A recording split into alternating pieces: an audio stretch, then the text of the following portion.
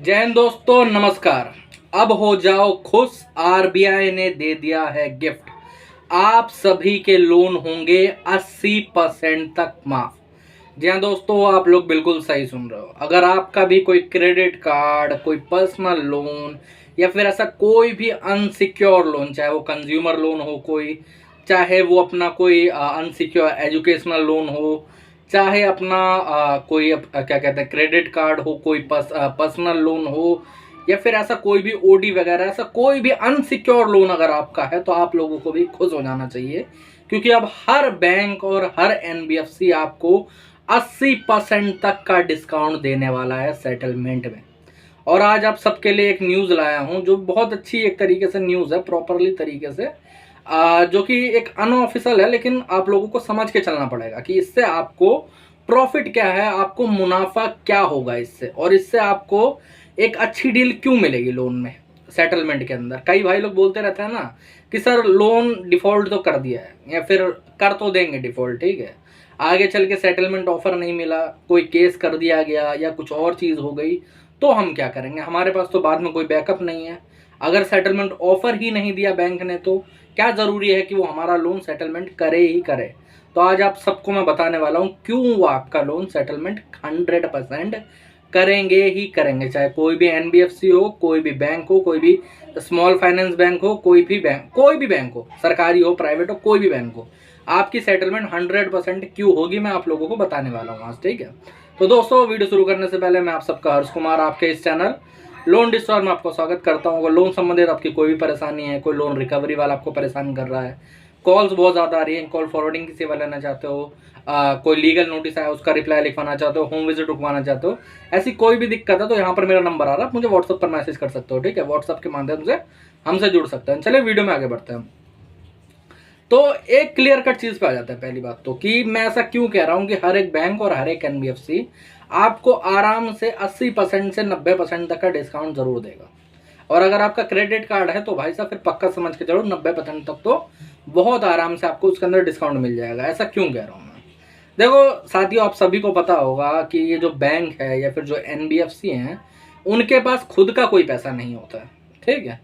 हाँ, आप लोगों को लगता ज़रूर होगा कि भाई साहब हम लोग एक अकाउंट होल्डर हैं, हम जाके वहाँ पर अकाउंट में बैंक के अंदर पैसा जमा कर रहे हैं, लेकिन फिर वही पैसा वो लोग उठा के लोन के माध्यम से देते हैं, ऐसे होता है। लेकिन 100% ये ट्रू नहीं है। ये भी एक तरीके से होता है लेकिन 100% नहीं है।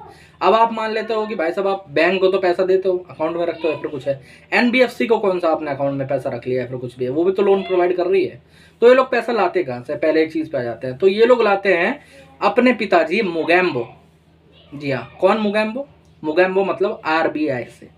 वो लोग एक अलग ब्याज दर पे आरबीआई से पैसा उठाते हैं, फिर वो लोग आपको एक अलग ब्याज दर पे आपको पैसा देते हैं। आरबीआई से वो लोग 3, 4, 2% तक पे उठाते हैं, और फिर उसके बाद आपको आगे चल के 14, 20% तक का ये लगा के देते हैं ना।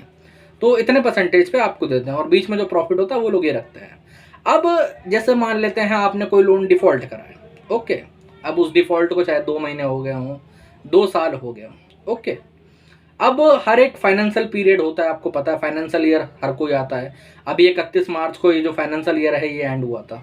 तो ये जो लास्ट फाइनेंशियल ईयर एंड हुआ उसमें पता चला है कि हमारे जो बैंक्स हैं, जो एनबीएफसी है, उनके ऊपर जो टोटल लोन राइट ऑफ है आप सबका, जैसे कोई इंडिविजुअल हो गया या फिर कोई और पर्सन हो गया, उसका जो टोटल लोन राइट ऑफ हो रखा है वो हो रखा है 8 लाख करोड़। दिया टोटल हो रखा है 8 लाख करोड़ का लोन राइट ऑफ हो रखे हैं, राइट ऑफ में पड़े हुए हैं।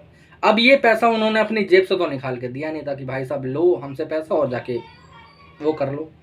अब बैंक रिकवरी नहीं कर पा रही है या फिर आपकी आर्थिक स्थिति ठीक नहीं, जो भी हो, जो भी कारण है जिसकी वजह से वो लोन डिफॉल्ट हो रखे हैं, इससे ज़्यादा लोन राइट ऑफ हो चुके हैं, और कुछ लोन जो है वो राइट ऑफ होने वाले हैं। 8 लाख करोड़ राइट ऑफ हो चुके हैं, और भाई साहब कम से कम 4 लाख करोड़ ही राइट ऑफ होने वाले हैं, क्योंकि कुछ लोन सेटल होते हैं, कुछ और राइट ऑफ होते हैं। ऐसी स्थिति चलती रहती है। ये आंकड़ा बढ़ता ही है। पिछले साल बहुत कम था, इस साल अच्छा खासा उसमें वो देखने को बूस्ट मिला है। अब ऐसे में हमारा जो फाइनेंस डिपार्टमेंट है या फिर हम जो आरबीआई है, उसकी तरफ से हर एक बैंक और हर एक एनबीएफसी को बहुत ज़्यादा प्रेशराइज करा जाता है। क्यों करा जाता है? क्योंकि फिर वही बात है, पैसा उन्होंने खुद से जेब से तो दिया नहीं है, जिससे लिया है वो प्रेशराइज ज़रूर करेगा, उसको बेशक पैसा ना मिले, मैं आप लोगों को एक चीज़ बता देना चाहता हूँ, आप लोग जो सेटलमेंट करते हो ना 10 या 20% में, वो भी पैसा एक तरीके से पूरा नहीं मिलता, वो खाली मिलता है एक छोटा सा इंटरेस्ट के रूप में कि भाई साहब ये जो लोन है ये बैड लोन में चला गया, ये राइट ऑफ हो गया, अब इससे कोई पैसा में आया नहीं है, इसको आप क्लोज कर दीजिए, जो थोड़ा बहुत इंटरेस्ट बचता है आप ले लीजिए, जो बची हुई चीज़ें होती है वो लीगल फीस बाकी सब चीज़ों में बैंक लगा देता है अपने, ओके, और थोड़ा पैसा आरबीआई को दे देता है। ये सिंपली होता है। जैसे मान लो आपने 1 लाख रुपए का लोन डिफॉल्ट करा, तो उसमें से 20,000 रुपये आप सेटल कर रहे हो राइट ऑफ के बाद, ओके। अब उसमें होगा क्या, सिंपली कि 1 लाख रुपए है तो 80,000 का तो आपको वैसे ही डिस्काउंट मिल गया, सिर्फ एक तरीके से आपने 20,000 रुपये पे करे। अब उसमें से 5,000 रुपये रिकवरी वगैरह उस सबका खर्चा निकाल लिया जाए, 5 कुछ लीगल वीगल फलाना निमकान आपको आर्बिट्रेशन या फिर किसी और चीज़ के नोटिस भेजे गए उसका निकाल लिया जाए, जो थोड़ा बहुत पैसा बचा वो हमें उन्होंने आरबीआई को थमा दिया। अब ये ही जो पूरा ग्रुप है वो हर एक बैंक करता है, हर एक एनबीएफसी करती है, इससे अलग कोई चीज़ नहीं जाती है। लेकिन अब जो आरबीआई है उसको वो पैसा भी नहीं मिल पा रहा है एक्चुअली में।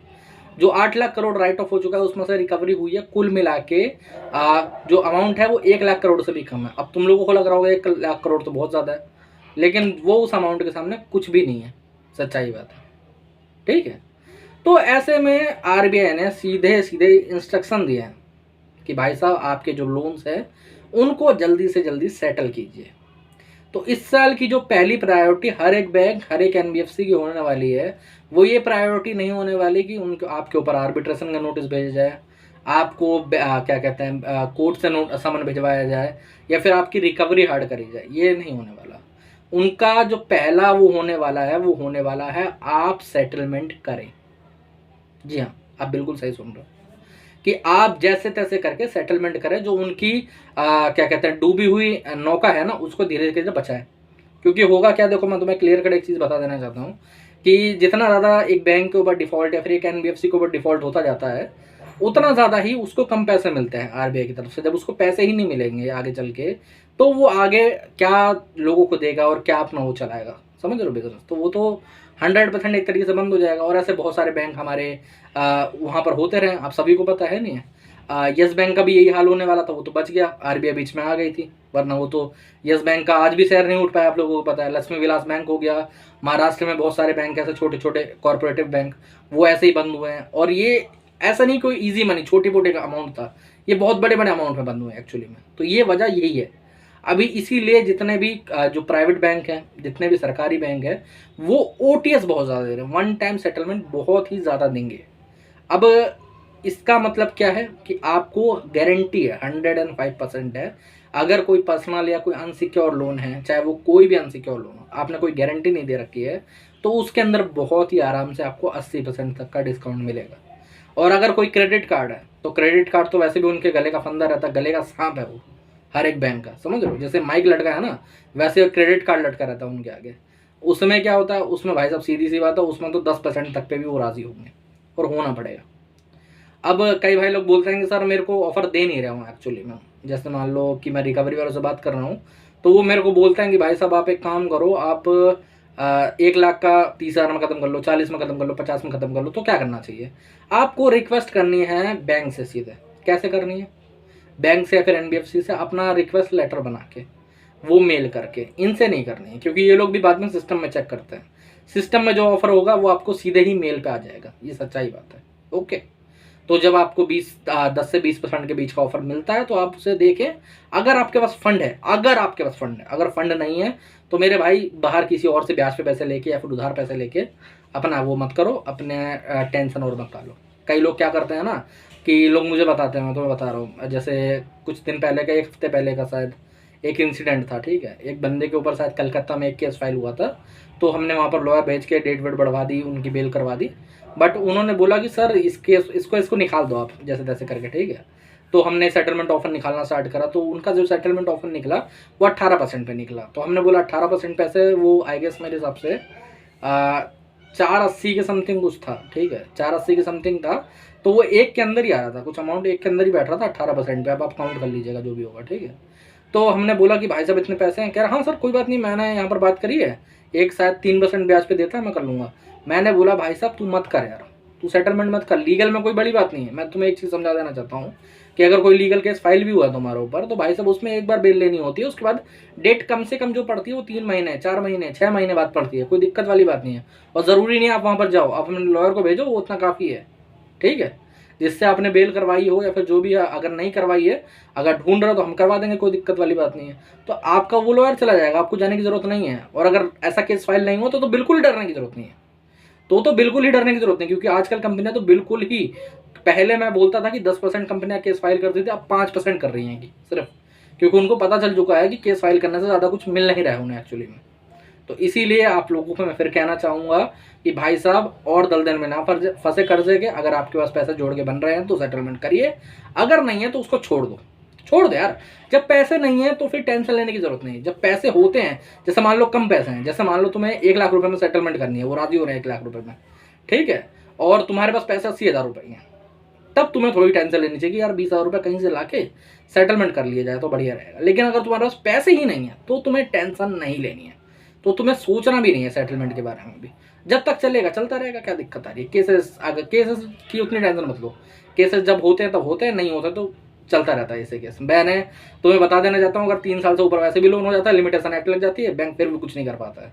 और आजकल बर्डन इतना ज़्यादा है कि छोटे मोटे जो 5 लाख के अंदर के केस लोन होते हैं उनमें तो बिल्कुल ही केस नहीं होता, और 10 से ऊपर वाले में भी बैंक डर रही है। क्यों डर रही है? क्योंकि उनको पता है एक बार बेल ले ली फिर भाई साहब ये फिर वो 2 4 5 साल आराम से केस चलता रहेगा। आगे चल के हमें 10 से 20% में राजी होना है, तो हम लोग उसी पे लगे रहते हैं। बीच में लॉयर की फीस, जो पिटीशन फाइल करा उसकी फीस, सब चीज़ें लगती है। तो इसलिए बैंक भी उस चीज़ में कतरा रहा है बहुत ज़्यादा। तो आप सबको मैं कहना चाहूँगा कि जिसको भी सेटलमेंट करनी है ये तरीका अपनाओ। और सेटलमेंट में भी यार मैं फिर कह देना चाहता हूँ, तुम लोग ना फेक सेटलमेंट के जाल में भी बहुत ज़्यादा फंसते हो।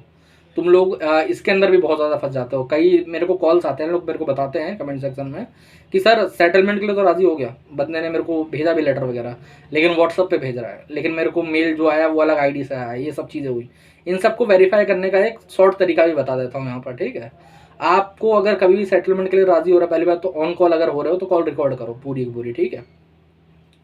उससे बात करो कि भाई साहब कितने में राजी हो रहे हो। अगर वो सेटलमेंट का एक एग्जैक्ट अमाउंट बताए, परसेंटेज ना बताए, परसेंटेज पे बोले कि जैसे मान लो आपका 1 लाख का है, वो बोल दे कि भाई साहब मैं 10% में कर दूंगा, तो आप उससे पूछो कि 10% का अमाउंट कितना बन रहा है। 10,000 अगर वो बोल रहा है, आप कैलकुलेट करोगे तो ठीक है, कोई बात नहीं, मैं इस पर राजी हूँ।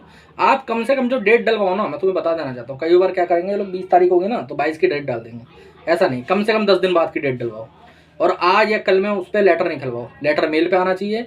एक आपको एसएमएस भी आता है, ठीक है, अप्रूवल का, वो एसएमएस आपको अप्रूवल का आना चाहिए। उसके बाद आप वही जो लेटर आपको आया है वो आप बैंक को मेल करोगे ऑफिशियल मेल आईडी पे। उनसे 2-4 चीज़ें पूछोगे, ठीक है। पहली बात तो डेट करेक्ट है, अमाउंट करेक्ट है, ये लेटर करेक्ट है, और मैं इसकी पेमेंट किस तरीके से कर सकता हूँ, ये सारी चीज़ें पूछ लो। फिर उसके बाद आप ऑनलाइन तरीके से पेमेंट कर सकते हो। किसी के हाथ में पैसा देने की जरूरत नहीं है। 3 तरीके हैं, डीडी से पेमेंट कर सकते हो, चेक से कर सकते हो, और ऑनलाइन के तरीके से कर सकते हो, ठीक है। किसी यूपीआई मेथड से, यूपीआई में भी आपको किसी बंदे को पैसा देने की जरूरत नहीं है, ठीक है। ये मेथड अपनाओ, फिर उसके बाद फिर टेंशन फ्री रहो। और कई लोग जो बोलते हैं कि एनओसी भाई साहब 40 दिन बाद आती है, ऐसा होता है, नहीं, ऐसा कुछ नहीं होता। और कई लोग बोलते हैं कि एनओसी मिलती नहीं है, ऐसा भी कुछ नहीं है। एनओसी मिलना, एनओसी और एनडीसी दोनों मिलता है, पहली बात तो, ठीक है। एक एनओसी जो होती है वो अलग होती है, एक एनडीसी अलग होती है। आपको अगर एनडीसी दिया जा रहा है ना तो उसके अंदर एनओसी होता है, लेकिन एनओसी के अंदर एनडीसी नहीं होता, पहली बात तो, ठीक है। आपको ये चीज़ 1 हफ्ते के अंदर मिल जानी चाहिए सेटलमेंट के बाद, पक्का 100%।